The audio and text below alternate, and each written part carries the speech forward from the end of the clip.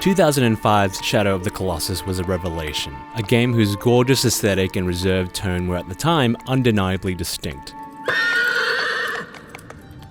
Together with its unique take on boss encounters and a stirring soundtrack, it was a defining title of the PlayStation 2 era. But it was also a game infamous for its technical issues, most notably its choppy, aggravating frame rate. A 2011 HD remaster for the PS3 alleviated the title of this significant tarnish, and now, with 2018's Shadow of the Colossus for PlayStation 4, Bluepoint Games have completely rebuilt every aspect of the game's world, while leaving its underlying structure and mechanics intact, a move which not only enhances the game visually, but uncategorically intensifies the utter majesty of this extraordinary experience. For those unfamiliar, Shadow of the Colossus takes place in an ancient world, where young warrior Wanda and his horse Argo transport a deceased loved one to a forbidden, sealed land. Armed with only a sword and bow, Wanda hopes to take advantage of a fable that suggests that something in this isolated province has the means to bring back the dead. There, he encounters an omnipresent entity who compels him to destroy 16 colossi hidden throughout the territory in order to enable his wish. If you've already played a previous version of Shadow of the Colossus, you'll find that Bluepoint's rendition feels much the same, barring some minor differences in controller mapping, some subtle quality of life tweaks, and a new Easter egg. The locations of each Colossus and their method of defeat remain the same, as do the locations of every white-tailed lizard and fruit collectible.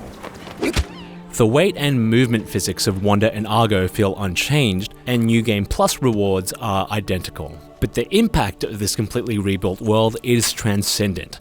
This is a world that is geographically as you remember, but one that constantly astounds you as if seeing it for the first time. Highly detailed environment modeling in tandem with impressive light and shadow simulation bring amazing life to the game's breathtaking biomes. Luscious forests are densely packed with majestically tall trees and twisting foliage, dappled beautifully with soft rays of sunlight. Vast, arid deserts feel hauntingly desolate as you try and sight somber ruins through a wispy sandstorm. Even the simple sight of mountainous crags and cliff faces is impressive, with shadows acutely defining their rocky surfaces, making them pop ominously. Every place you travel to in this world, every time you crest a hill, emerge from a crevice, or change your perspective, the landscape will be a sight worthy of pause.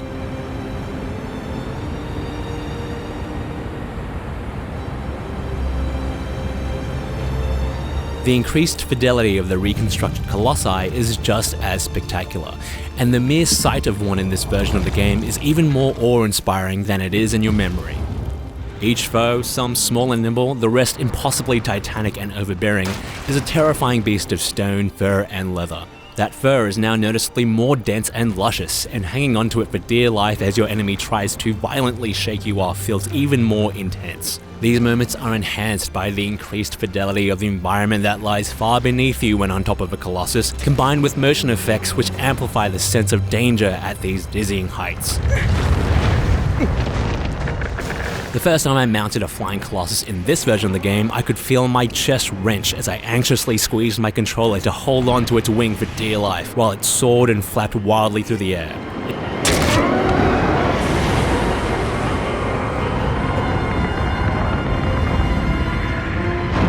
It was truly exhilarating.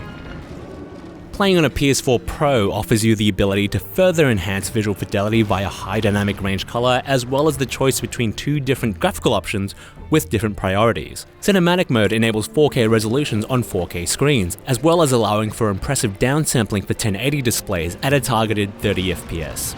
Performance mode provides less impressive graphical quality but maintains a smoother frame rate targeting 60 FPS.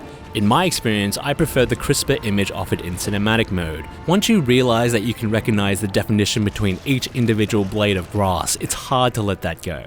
However, the visual quality offered by both modes still enhances the experience of the game in ways previously mentioned, especially for those whose last memory of it was suffering through sub 30 FPS frame rate issues on the original PS2 release.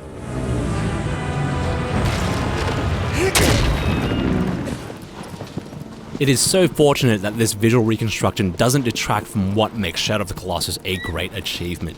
The game's holistic and understated direction still comes through incredibly. Its muted colors, cinematic camera angles, and a stark absence of music while exploring the world still evokes a poignant tone of desolation and solitude. The world's large, forsaken landscape doesn't feel bereft of things to do, because simply riding through it and enjoying the majesty of the land, accompanied only by the sound of Argo's hooves scraping against the earth, is a delightfully meditative experience. Fighting a Colossus is still a grand, solemn, and tense challenge that is exhilarating to overcome. The impassioned orchestral soundtrack heightens the pressure of every maneuver, working out how to mount the impossibly enormous enemy, clambering to reach their vulnerabilities as they try to fling you off, and driving a sword into their flesh. Every moment of a Colossus battle is thrilling to execute and witness, whether you're doing it for the first time or the 15th time in a post-game time trial.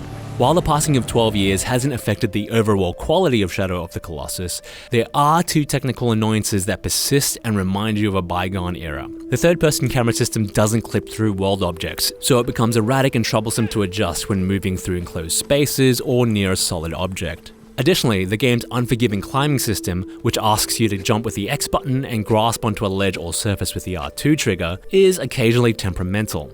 There may be times when contact with the ledge may not correctly register, even though you may have been holding R2 well in advance and correctly estimated your distance needed for the jump. However, both of these issues affect only a small amount of time with the game, and should not be considered a significant strike. In the case of the climbing system, it's a quirk which is easy to come to peace with, because of how absolutely essential the mechanic is to creating the rousing pressure and suspense of Colossus encounters.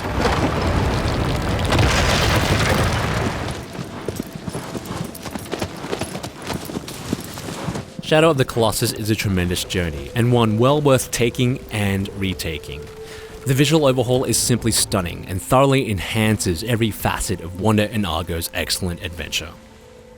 Galloping through the world is always breathtaking, and felling a monumental Colossus is always humbling. Shadow of the Colossus is a beautiful reconstruction of an already exceptional title. It continues to be a modern classic, and is an extraordinary game that everyone must experience.